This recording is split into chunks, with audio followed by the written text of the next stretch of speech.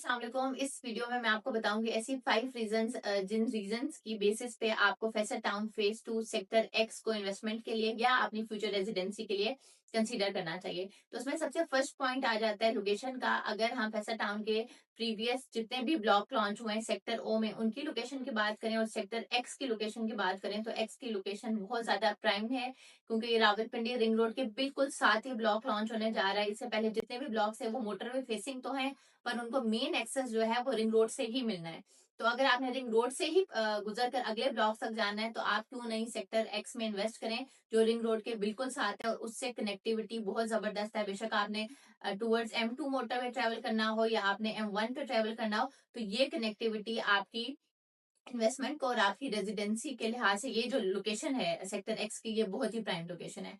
Second हम point ले लेते हैं कि इस पे रिटर्न ऑन इन्वेस्टमेंट कितना मिलने वाला है। तो जैसे कि चौधरी साहब की लास्ट स्पीच में आपने सुना होगा कि उन्होंने खुद बताया कि जो प्लॉट अभी 5 मरला का आपको 27,90,000 का मिल रहा है, इन फ्यूचर जो इसकी एक्सपेक्टेड प्राइस है वो तकरीबन 50 से 60 लाख के राउंड अबाउट होंगी।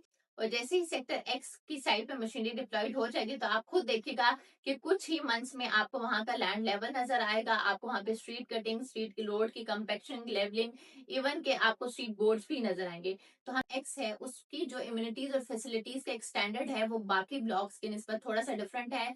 जहां बाकी ब्लॉक्स में आपको एक यूनिवर्सिटी मिल रही है, एक कॉलेज मिल रहा है या एक दो पार्क्स मिल रहे हैं, तो सेक्टर एक्स में आपको 5 पार्क्स मिल रहे हैं। इसके अलावा आपको सेकेंडरी लेवल, यूनिवर्सिटी लेवल, आपको हर लेवल की एजुकेशन मिल रही है। आपको स्पोर्ट्स एरिना मिल रहा है, आपको मार्केट मिल रही है।